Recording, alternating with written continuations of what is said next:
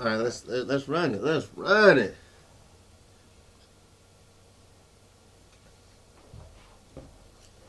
Yo, what up, man? You already know what it is. It's Twice Talk, and as always, we are listeners supported by 91.5 The Rebel, HD2, KUNV, Las Vegas, the broadcast service of UNLV.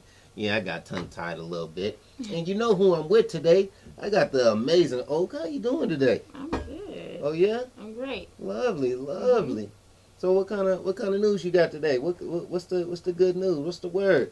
The good news. Good news for the day. We got to start the day off with some great news. Some great news. Yeah.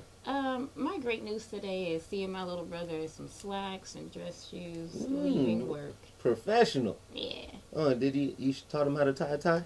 No, he didn't need a tie. Oh no. Yeah. It's not that fancy. Does he know how to tie a tie? I don't know. I'm sure he doesn't. Do you know how to tie a tie? Yeah. I don't. What kind? Which tie? Man, how many ties you want? Yeah, because it's a few. The one I did last week, that was on me. I did it in like 2 tries. But there is different kinds of knots, like the fat knot, the short knot, you know, all kind of. Windsor. Yeah, the half. But I'm gonna tell you what we're not gonna do is we're not gonna forget that it's still Black History Month. You got that right. You feel me? You got that right. Can you stop messing with my stuff? Or should we say African American History Month? Oh yeah, I forgot. Trump trying to change the whole slang, the whole lingo. So fake news. So who is our hero for the day? Hero for the day. Yes. Okay, our hero for today would be Ida B. Wells. Ida B. Wells. Ida B. Wells. And that's right. What kind of superpowers does Ida B. Wells have, and how did she use them to our advantage and to promote us? Well, I'm not going to give her superpowers. Oh, no? But I am going to say that she was a human that realized a lot of things were wrong, and she decided to give it a voice, give Black people a voice back in, I want to say, 1890s. 1890s is when she was, really, popping, I guess. Popping. Yeah, she was traveling through the South, and she was rallying for anti-lynching reform. Yeah. And the justice for blacks that were getting lynched by white mobs. So how do you petition that? Do they have violent petitions? Do they? She didn't have violent boycotts. No, she what she did was she was a publicist. She was not a publicist. She was a journalist. Ah, okay. So she wrote many articles documenting the things that were going on, and she would take it to the White House.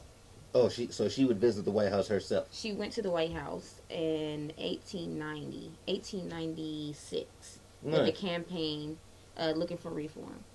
Oh. Mm-hmm. But let me tell you about her early life. She was born to slaves in 1862 on July 16th.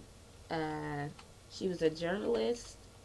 She published stories and testimonies about the lynchings, and it mainly started when one of her friends who owned a store opened up a grocery store, and a lot of those black citizens in that neighborhood started to go to the black-owned store instead of the white-owned store. Right. So the white folks got mad about that and set up a mob outside of that store trying to kill the black owner. Oh, wow. And black people ended up killing those whites. Yeah. And they ended up going to prison. So they ended up going to prison, and then a white mob came into that prison and killed those black people, lynched them. Right. So that's what sent her over the edge, and that's what took her. That's what basically forced her mentally to say, you know what, I have to stand up and do something about this. This has to be documented. Someone has to know these stories. Yeah, that's crazy. Yeah. And when you said that they went to jail, and I'm like, man, into these jail cells. I was like, man, no. When you said the blacks went to jail for that. Went to jail for that. I'm like, man, they kind of lucked out at that time. And then you said that they ended up, the mob came and ended up lynching. Mm-hmm. I was like, so. It's crazy because white people would have got away with that if it was the other way around. They wouldn't have went to prison. All the time. For sure. Especially in that day. Mm-hmm. And I came about Ida B. Wells because I was looking up a story that we don't hear about in our history books. That's what we need. We need these stories that we don't hear about, the ones that relish in our soul. That's going to make us feel so good. Now, it's about East St. Louis and the East St. Louis riot. It's crazy that you say that they still relish within us, because some people will say that they go to East St. Louis, which is in Illinois, east of St. Louis, Missouri, and they say that they like it feels haunted because of this massacre that went about. Oh wow. Yeah. So But what kind of feeling do you like? So you can feel like chills is what they're saying. They feel like I little don't whispers know. in their ears. Or I don't know. what kind of feeling is haunted? Like, is it eerie? I don't know. I don't understand. I haven't been to East St. Louis, Illinois, but I mean, I would go. I would go check it out. Right. Yeah. You gonna carry with you too? Carry with me. Carry. Sure, why not? I hope so. But I did want to end this section about Ida B. Wells with one of her personal quotes. She said, I felt that one had better die fighting against injustice than to die like a dog or a rat in a trap."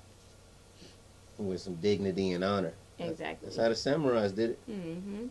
She owned multiple newspapers that she wrote in. She was also a teacher. She owned newspapers as well? Mm-hmm. Like the whole printing press and everything? Well, I don't know if it was a whole printing press and all that. Right, okay. Why do you keep exposing me like that? No, I didn't dig that deep. Man, I know you Jeez know. Louise. I know you know, and I'm just trying to get a perfect picture. I don't know if she owned the printing press. Well, she owned Memphis Free Speech, Headlight, well, she and probably then did later own the press. Free Speech, which I guess Memphis Free Speech expanded into just Free Speech. She probably did own it then, for sure. I hope so. That would be dope. Own everything. And she was also considered a founding member of the NAACP, but she later cut ties to that foundation or that organization because she felt like they lacked action-based initiatives. Because so they weren't getting the job done. They wasn't trying to make things happen. I guess she felt like they wasn't about what they talking about. How can you lose the captain of the ship? Like, that don't make no sense. Maybe she felt like she could focus on other things that she felt like was actually doing something for the injustice. Right. For blacks. So, yeah. were a lot of these riots, like, I know that a lot of them really weren't publicized. A lot of them were kind of thrown out the wayside so that they weren't exposed or anything like that. Right. Were a lot of them, most were violent. Yeah.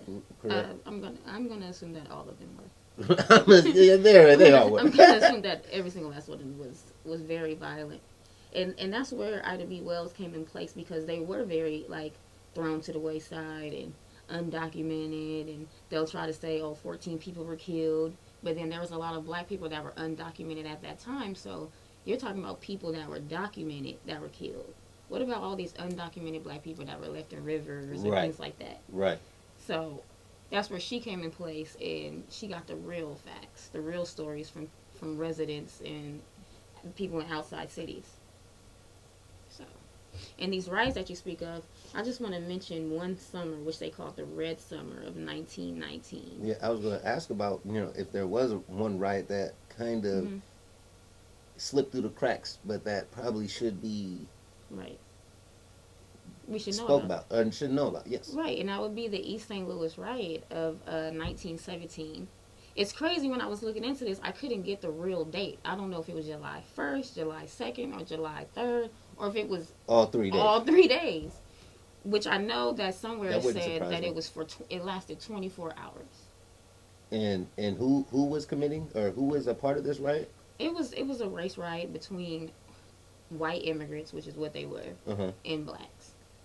And what did they say about the cause? Like, what was the issue that they were? The issue was jobs. The issues was jobs. And this was the thing that happened. Money's behind almost everything. Oh, yeah, Well, that's capitalism. Welcome to America. Oh, welcome to America. Home of the free. Land of the brave. Right. But, so what happened one day, and this was in someone else's story. There's many stories about this riot in particular. But I want to say this was July 1st, and a factory had a lot of white folks on strike. Okay. Because they didn't like what they were getting paid. So when they were on strike, the factory said, okay, we'll just hire all these black people that are here now, that have migrated from the South, and we're just going to pay them less than you and give them your jobs. Suppose it was like 400 jobs. Oh, wow. And these white people were mad. But even before that happened, it was all of this other tension going on. Like, oh my gosh, these blacks are moving in. They're taking our jobs. It wasn't just this factory in particular. This was happening. It's several.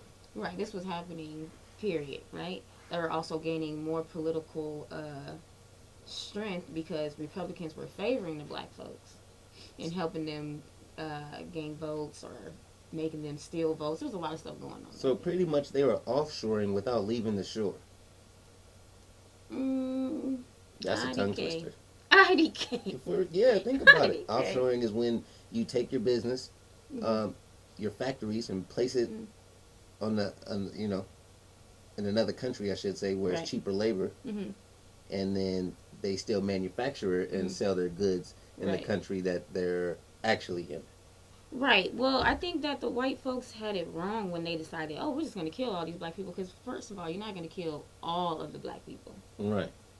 What they should have did was combine forces and just demanded higher wages or whatever. But the creation of whiteness led them to believe, oh, well, we're better than these black people. They can't take our jobs. Yeah. So that's what happened. And, okay, so yeah, I have it here. 470 African-American workers were hired to replace white workers who have gone on strike against the aluminum ore company. That's what was in this story. So you said the riot lasted 24 hours? It's crazy because these investigations, like after because W.E.B. Du Bois went to go investigate it along with Ida B. Wells. They both went there and documented what took place, and they took testimonies and evidence. And they produced over 600 pages of this testimony and evidence. Wow. Not 600, my bad, 6,000 pages.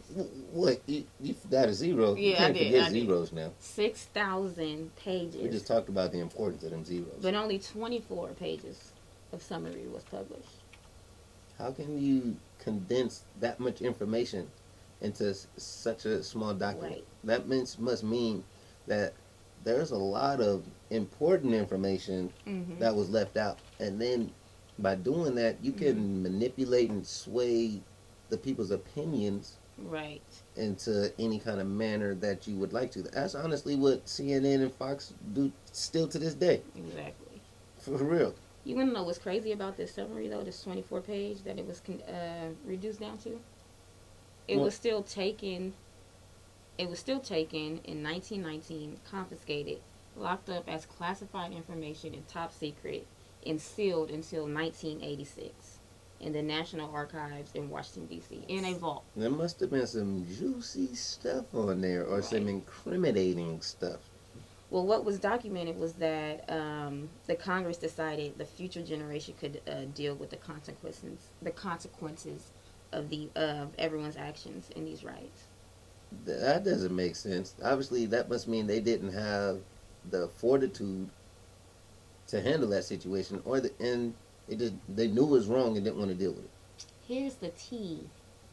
The tea. The tea is that before this riot exploded to be like as big as it was, they had the National Guard in there that was supposed to help reduce these racial violent acts. Yeah. And they didn't. All they did was control the borders and make sure it just stayed inside of East. Oh, so they made a battle royal.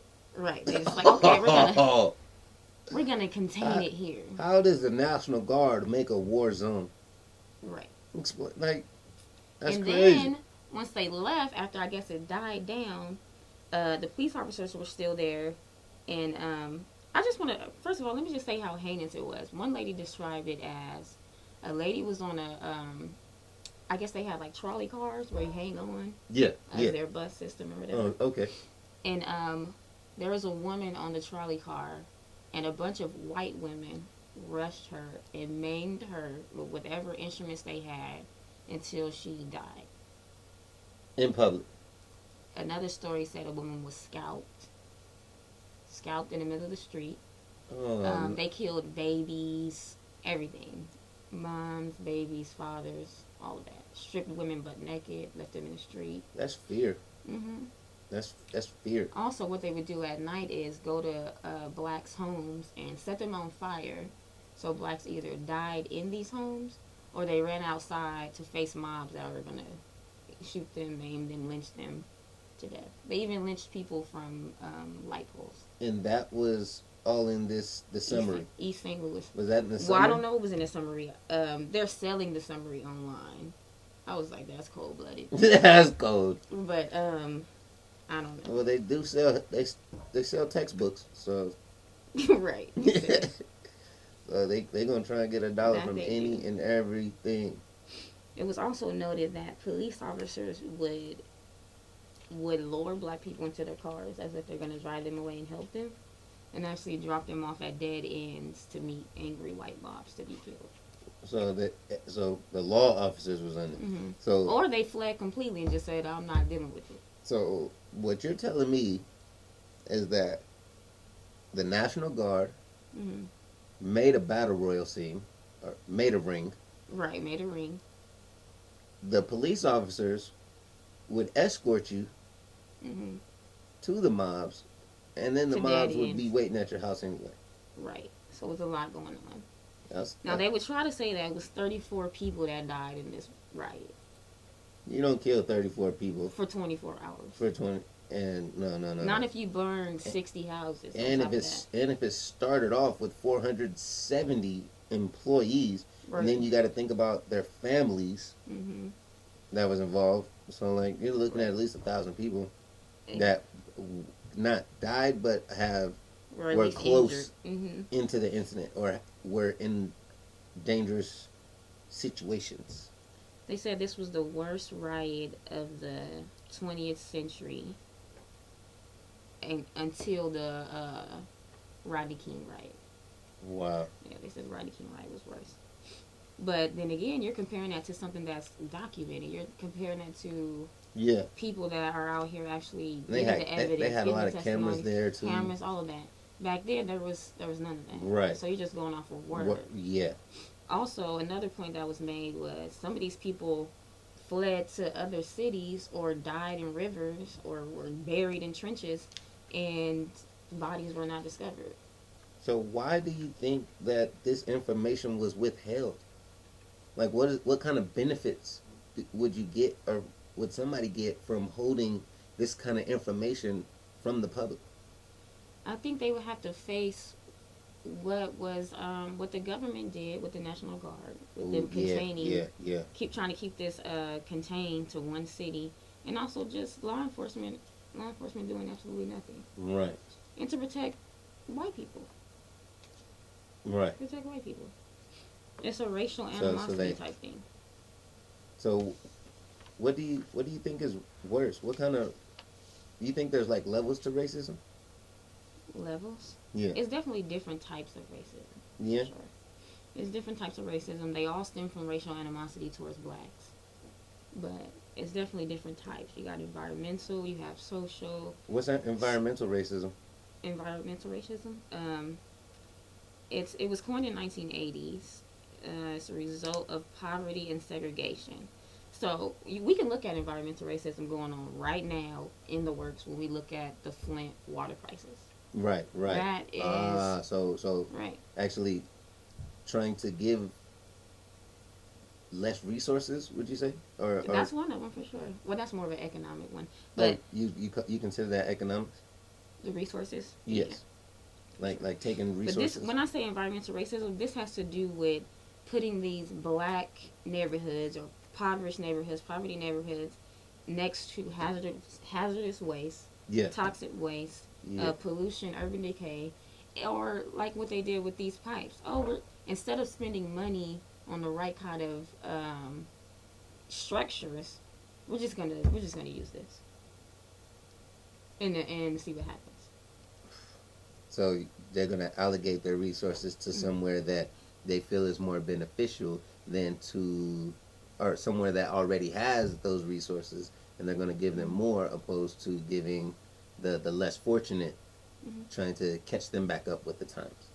Is what you're saying. It's like they don't care. Flint is majority black. Yeah. We all know that. Another one would be New Orleans when the levees broke. They knew that they needed new levees. The levees, or they exploded, or somebody put a bomb down there. I mean, that is a story too. Yeah, they did say that there was some gunpowders and some black smokes on the wall and kind of thing. That's terrible. Hmm. And these people are living below sea level over there. Right. So that's another example of environmental racism. It's the discrimination of people of low income and minority groups, and they're forced to live in these areas where it's dangerous. So what's social racism? Just like as far as like you can't drink from the same water fountain type thing. That's one of them. That's one of them. Okay. Economic discrimination or racism is another thing that we can see today. Okay. Which one is the most powerful? The most powerful? Yes. I'm not sure. I don't know, which one would you think would be? I'll probably say I mean, economical. social racism is something that's more subtle. Right. So right.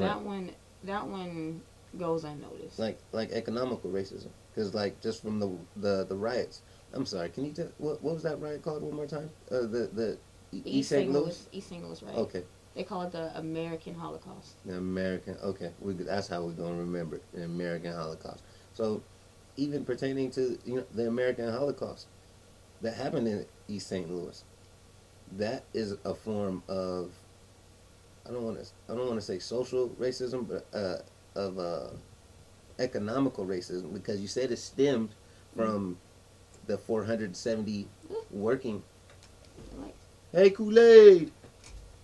Well, I would probably refer that as to social racism than economics. It might be an economic racism when it comes to like not hiring black people. Yeah. Or the economic racism really is slavery itself. Slavery itself is economic racism. We're going to enslave these black people and make them work for free. That's the number one economic racism For sure. in that term. For sure. And the definition breaks down to discrimination based on economic factors, job availability, wages, the prices and or availability of goods and services, and business funding towards minorities. Oh, so all that. That's what I'm saying. That is more powerful. I believe that's the most powerful form of racism. Yeah. Because you can literally keep somebody in their bubble. Right. And that's just like you're almost like their pet. You're almost like a pet. When it comes to economic. Because that's what you do for your dog. Right. You give your dog a little bit of this, a little bit of that, but you really don't upgrade them too much. Don't upgrade them too much. You don't upgrade your dog, man. Give them a spoonful, right? Yeah, Well, an example of current day economic discrimination and racism would be, I went to an urban development seminar. Okay. Before I even went to this seminar, let me just tell you. Now, no shade to anybody that's living on the west side. Sounds a little shady. skeptical when we're starting off.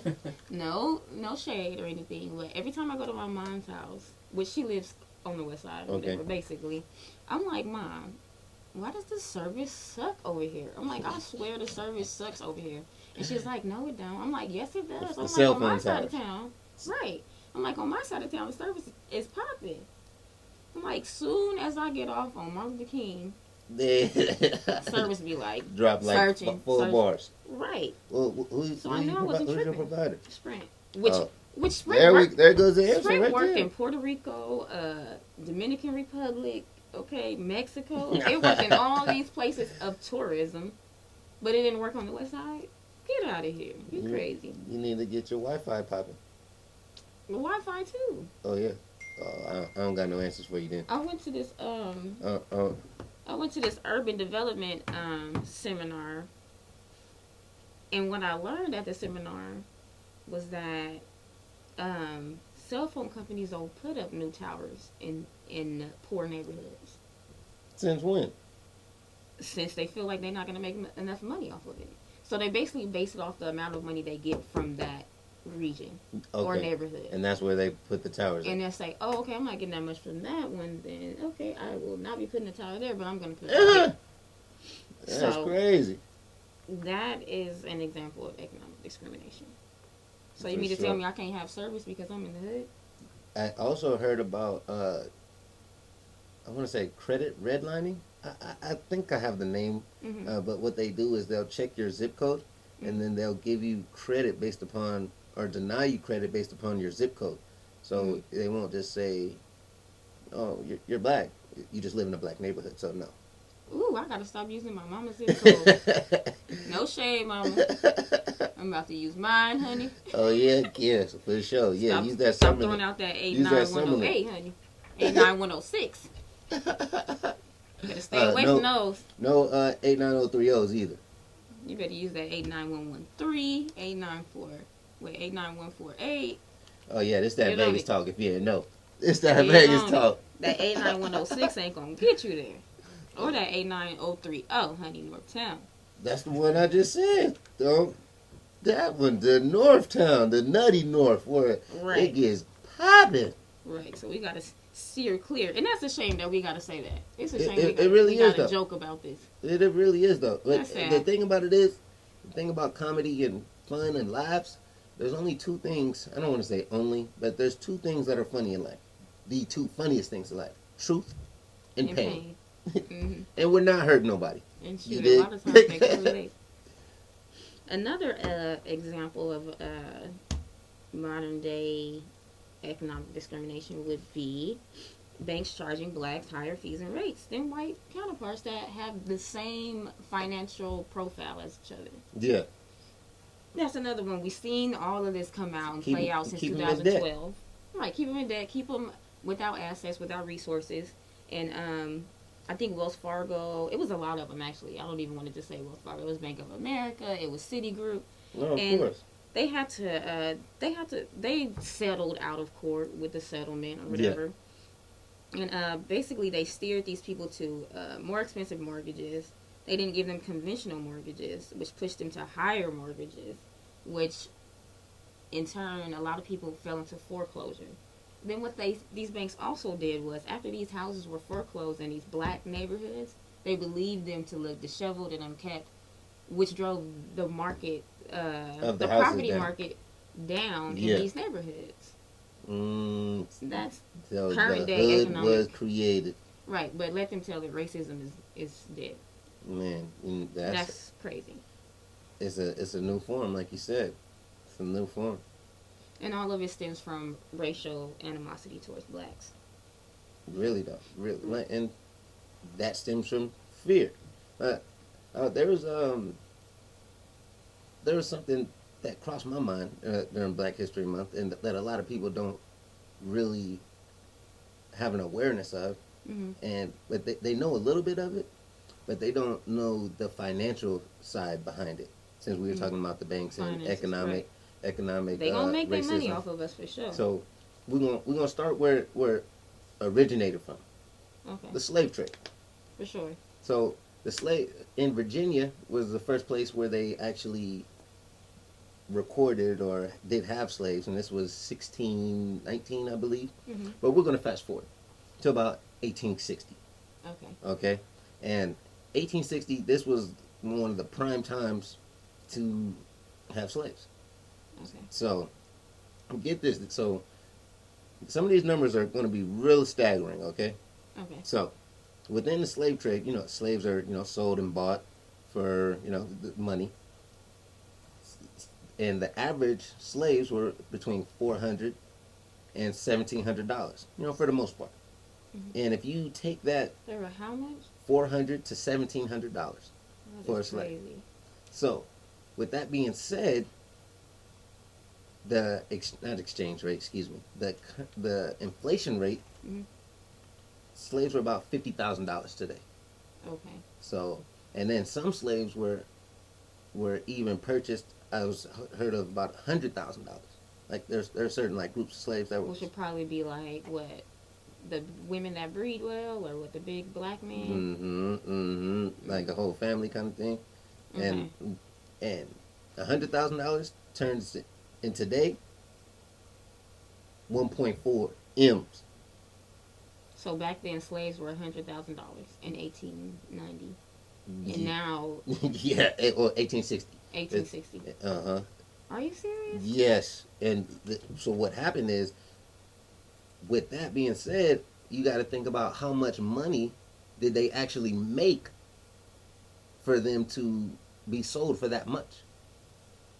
So they say about each slave, their lifetime, and really didn't do too much research on their lifetime, but They have to be I'm making guessing. crazy money if they're Oh, paying for it like that. oh yeah. They said about 130,000 on average for the lifetime. That's one slave. Okay, being bought at 50,000. Yes. Okay. Or no, it's more like being bought at $1,700, and they'll wow. make. They make you that much. Yes. Okay. Yeah, and so you got to think. So when you take that in perspective, and then the living expenses, they say it was about $20,000 per slave, but honestly, that's not the case because they said $400 back then could get you almost 5,000 pounds of bacon, 3,000 pounds of coffee, 1,600 pounds of butter, and 1,000 gallons of gin. That's what $400 could get you. Wow. Gotta throw that gin in there. Yeah, gotta throw that gin. Gin and juice. They had to get some of the stress out some kind of way. But so it's not, and since all the food usually came from the plantation, Right. they probably didn't spend that much money. Mm-hmm. So Right. It was So like for a the upkeep. circulation. Right. yeah, so let's just say that a slave would make about $100,000 profit. Mm-hmm. So how many plantations or how many owners had 10 slaves or more? Several. Right. I would think that they had a lot. Several. Some So people probably had like 300. Okay. There was plantations with like 300. Right. So you got so In the cities, they over probably would have over the like, lifetime. Say that one more time. in the cities, I just was reading stories, and I know in the cities, like people would have house slaves, and they probably have like 3, 4, 6, Yeah, stuff yeah. like that. Oh, But on the plantations, of course. oh yeah, like in the South. hundreds. Mm-hmm. So what they said, like 80% of the population didn't have slaves, which was kind of, I was like, oh, interesting. Right, because you had to be rich. Yeah. So, but think about this. How much money are they making for you having 300 slaves in 20 years? And you're making almost like 20 mil a year, maybe more. Well, the families that used to own slaves, those families are billionaires. Billionaires. Right. Yes. And They usually own prisons and stuff these days. yeah, for real. Yeah. I ain't even think about that. No, they definitely do. And so think about this as well. Another little nugget. Actually, GDP was already calculated in effect. Mm-hmm. And for the people that don't know what GDP is, that's gross domestic product of the country. So what they did was they figured out how much money slaves were making or contributed to the gross domestic product of the United States. Mm-hmm. I want you to just give me a guess of Like how a much. percentage? No, how much, like dollar amount. Oh, back then or like Dollar amount, yes. back then? That's hard because I don't know how the money, like. How it turns over. translated? Yeah, I don't know how to. How it transferred? Well, let's say it's a lot. So don't Okay. so don't say $1 million. I wasn't gonna say that. Okay. I was gonna say millions. I was Millions? I'm gonna gonna- try like 10 trillion. That's how much the slaves was making them. The gross domestic product And that in 1860. and that's with that currency. $10 trillion. Oh yeah. So how much would that be in current day money? Oh, I don't know. Let's put it like this: if we would have got 10% of that, we probably wouldn't be in the position we're in today. For sure. So when you think about that and how much money was actually made from those trades, I know what we gotta do. what? We gotta find these descendants of slave owners and demand our money. Reparations. That's what I was going to say. Demand our We money. need some bread. You so We need some bread. For real. Reparations is something that shouldn't be so far-fetched. right. For real, because if you think about the country, they say America is the place of the free, home of the brave. You can come here and get all your dreams, the American dream. People are chasing it.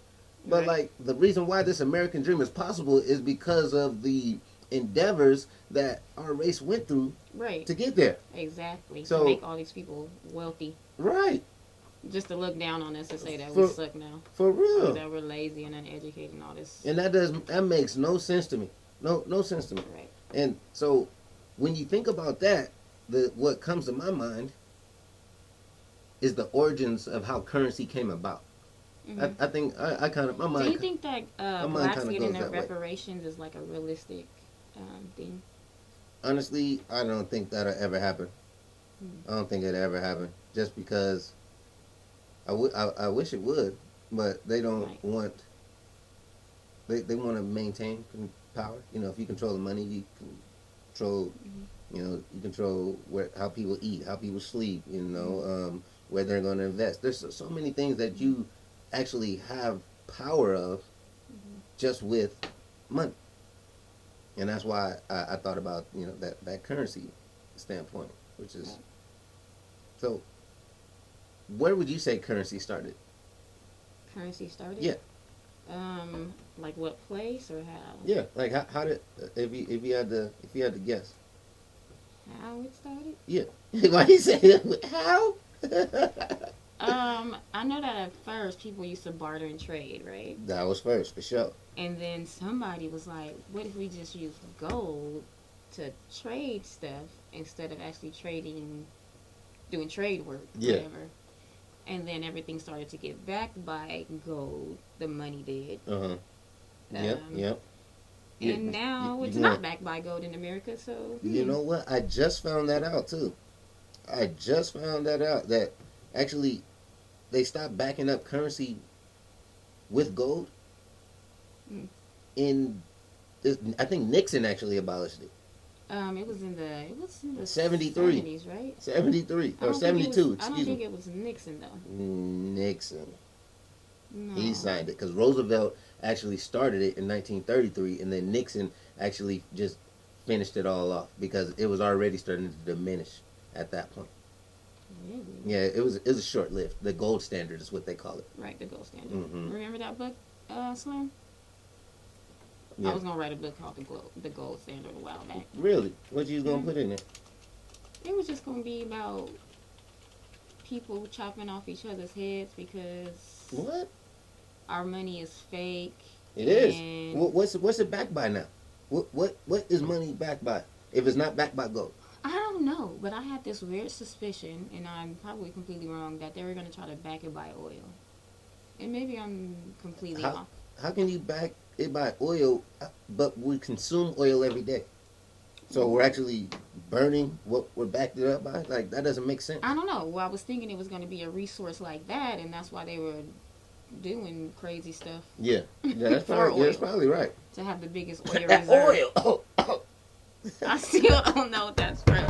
That Dave Chappelle, when he was the president. I think that's what I was thinking that America was trying to do, was have the biggest oil reservation to have more control of money. I believe they already and trade. do. I believe they already do. I believe they already do too, but I think they were trying to Get it off. rape all the rest of the countries. I believe that is true. So, where currency actually started was in Lyria, and this was in 600 Where is Lyria? BC. This is now today West Turkey. West Turkey. Yes. Where is West Turkey? Where is West Where is Turkey? it? West Turkey is it's east of Israel. It's east. Never Yeah, eat. north The- Africa. Yeah. Africa. So Never eat. closer towards Asia. Would that be considered the Midwest? No, Midwest is in America, so it'd be closer to the Mid East. I mean the Middle East. Would it be considered the Middle East? It's west of the Middle East. Yeah. It's west. Hey, some people might consider Turkey the Middle East, but it's can west be. of the Middle East. Oh, okay. So the rest of the. It's closer to Europe than it is to Asia. Well, it can't be east of Israel if it's west. It's west of Israel. Oh, okay. I thought you said east of Israel. If I did, I made a mistake. But yeah, it's west. Oh, good. I'm glad Is we it got by that- the I'm Midwest? glad we got all that cleared away. I totally meant Middle East, y'all. Y'all better not get on my head. Y'all better not get on my head. Do it. She's the shady one. She needs some shade thrown at her. But yeah, okay. So it's Lyria. west of the Middle. Let's just say East Turkey. Excuse me. Yeah. Middle East. Let's say West Turkey. Everybody got Google Maps. Current day. So Current day, current West day. Turkey. And what they did was, they started off with coins. Mm-hmm. Yet the Chinese actually made the first recognizable banknotes, and their banknote was. Oh, here we getting to put up. Their banknote was actually made of leather, deer hide, and they kind of painted it in different colors, and that was the first representation of a banknote. Banknote, okay. Mm-hmm. And it was leather, like. Okay. That's crazy. Oh, we got. Oh, nice. They actually Real had nice. class back then. No, I'm just joking. A leather banknote. So, and then the last country to stop using the gold standard was Switzerland in 2013. That's why everybody was trying to go get Swiss bank accounts, because I guess they backed their money by gold. So you put your money over there, you probably get a substantial amount of gold. Okay. Yeah. That's So you don't hear people talking about my Swiss bank account. You don't hear that. You usually no hear them say, "I got a bank account in Switzerland." Yeah. Or Swiss banks. But like you hiding money. don't hear that no more. People don't hide money over there no more. No, for what? What you mean for what? You're not getting no gold, so What about they hid it from like their wives and stuff like that, and from, the IRS. Maybe actually, I that's heard it was like nother. Jamaican bank accounts and Swiss bank accounts. That's a whole nother level for sure. And what? Panama. In Panama. Oh yeah, that's the new lick. That's the one now. That's the new lick, Panama. That's hilarious. That is crazy. So that money. yeah, so I'm really trying to figure out what is the reason behind not going on the gold standard, and because what happened with the gold standard is that they would sell the gold for $35 an ounce. Mm-hmm. So I'm guessing that started getting into so much debt that they were like, okay, we're going to keep this rare precious metal, and then we're not going to sell none of our gold no more. We're just going to go ahead and keep saying our money is backed by this, or having different values or something. There's something going on. I'm gonna jump in. Oh yeah, teach me something. We got Slim on. I might butcher this a little bit, but so there's two sides to it. There's like the conspiracy side, and then there's like the official story. Okay. So let's start with the official story. The official story, to my recollection at least, is that gold. The problem with gold is you're more susceptible to depressions. For real? Because you have this standard, and then you have an increasing population, which means you have to say this one gold coin now has to split up more because there's more people, more wealth being gathered. So now this one gold coin is worth $1. Well, no, now half a gold coin is worth $1, and so you have to keep on dividing because there's so many people. The bigger, right, more the population. The wealth population is growing, and more people are coming in, more products is moving around. So you have to kind of distribute the wealth a little bit. Okay. And so by doing that, you run into depressions if it's not done correctly. Then the conspiracy theory is that you have banks that notice an opportunity, and they begin to move all of the world away from gold, and put them on something where they can lend unlimited money. Right. So that's kind of the system that we're in now. That electronic money. And that's like the fiat currency. That's so what would you say money is banked on, or what is it? What is essentially what it's based on is it's backed by the military essentially. Okay. Because what you have to do now, since for America at least, because America is the gold standard of the world technically. It's the what's the word? Like the trading post. Yeah, it's the I can't remember the phrase that's used for it, but it's pretty much it's the main currency that the world bases their currencies off of. So it's not the euro? No, definitely not the euro. The euro's worth more than the dollar right now. At times, right? It's limited times and it goes up and down. But the dollar is what everything is going to base off of. I think the euro's been a little bit more valuable than the dollar for at least a decade. I don't know that that's true, but it may be true either way. What the euro is looking at is they're comparing their dollar. Yes, everyone compares to the dollar for sure. That is fact. So what it allows America to do at that point is, we can now borrow money from a lot of different places. What's going on with the live streams?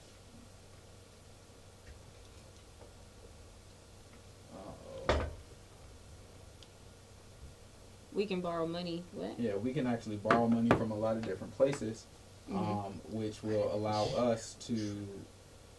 It'll allow us to kind of keep from having to pay it back immediately or at any other rate because our military is strong. So now we can go in, just like we were talking about it being based off of oil, kind of. It's just loose because you can go in and you can kind of topple countries that have oil, and that's their main source of wealth. And so any other source of wealth that might compete against what we consider economic wealth, we can go in there, kind of take control of it, and kind of unsettle their wealth. So the military is really the driving force. That's the unofficial story, though. But that's why you would see that we're in so many countries as like an empire would be, right? Because we have to keep control of what other people consider wealth. For instance, Gaddafi. I was just about to say Gaddafi. Yeah, he was going to go back to the gold standard, and all of a sudden we saw, and he died. Right. So why he said like he came, he saw, and he died. That's a famous line from Hillary Clinton after he died. Yeah. Yeah, he died. Not that he got killed. He just died. Yeah, and that story still seems a little bit skeptical to me as well. It is. It's sketchy. For sure. We got any questions? Any questions? I know you got some. No, we want your questions though, Slim. Yeah, I got some. Let me fix this stream. Go ahead, keep on talking. We'll get into some questions. So, what is the? If I were to ask you, as far as we're not on yet. If you were to ask me what? Hold on, no, you can't talk to me yet. Yes, that's like that. I said, hold on, wait. I can't talk to you. I thought you was my partner, man. No, we good. My bad. You was like, we're on right now. Man, Boom. come on, man. Come on. Still getting used to this live stuff. No, I'm just joking. Man, we are though. We are. Like you said, we don't practice, man. We don't practice, but practice make perfect. You want to know what's crazy though? I just want to say one last thing. Are you gonna ask me final thoughts? Shortly, but yeah, go ahead. Maybe I should save this. So you gonna save it for your thought? I am gonna save it. Oh yeah. We have questions, Slim? No. Uh-oh, you sound sad. Yeah, because I don't know how to get the stream back on. You might need to do it. Oh yeah. If you want to get it back on. Well, that's all good. It's all good. Okay, so Oh, you got any final thoughts? Okay. So it's crazy to me that when we hear about these stories about Wells Fargo and the rest of these banks that committed this economic discrimination and these cell phone places and also like Flint, Michigan, the government there, the government in New Orleans, how these situations never address or mention race. They always happen to just skate past that issue. That's one thing we have to question ourselves when people try to convince us that racism is dead. These stories never mention it, never address it, as if it just doesn't exist. And I think that's an insult to everyone's intelligence. So first off, they're banking on a lot of people not being intelligent. So, I don't want to say I don't want to defend them, but I'm just gonna. I know that it's either you be manipulated or you get manipulated. I don't think there's in between, unless you're trying to be like what we do, and expose the light to everything so that people understand what's really going on. Right. Yeah, you know what's that called? A philanthropist? I don't know. Sure. I thought they had money associated with that title. Hey, well, you know, if it don't make dollars, it don't make sense. In this world. Yeah, for real. In this current day world. For real, though. So, I do want to let everybody know to make sure to go check out OverTheTopLv.com. And make sure you go see Dope Daddy. And we got another one coming out, too. Are we going to get another one? Or can we get an encore of Dope Daddy? The extended version is in the works. That won't be for another few years. But I will start working on another mini documentary soon. Can you give us like a little bit of insight, like a sneak peek, a trailer, something that we can like hold on to? No, Oh, but you I ain't will no say, I will say that it will be pertaining to Las Vegas and dumpsters. Dumpsters? Mm-hmm. Dumpster Things babies? that people find. How did you know? How'd I know? 'Cause baby, don't you know that I got it on you? Okay. Oh my gosh, that was so strange. That's what came from Dumpster Baby? Woo! Hey, Well, supposedly they find 5 babies a day in dumpsters out here. what? So I'm going to get that story. 5 a day? 5 a day. No. Yeah, no. 5 a day. Wow, that's crazy. Mm-hmm. Little black babies. I don't know. Probably all kinds. Mm-hmm. Mostly behind the strip. Ooh, behind the We lights have of the by strip. far the highest abortion. For sure. That probably correlates to a whole bunch of other stuff. Yeah, I'm sure it is. Oh man, that's gonna be a good one. Make sure you stay tuned and stay connected to Oak because she got it going. But like I said, check out OverTheTopLv.com. They be real smooth. Real smooth. All right. And you was tuned in to Twice Talk. And if everybody in the world thought twice, it'd be a better place. Love. Hey, love on somebody, please.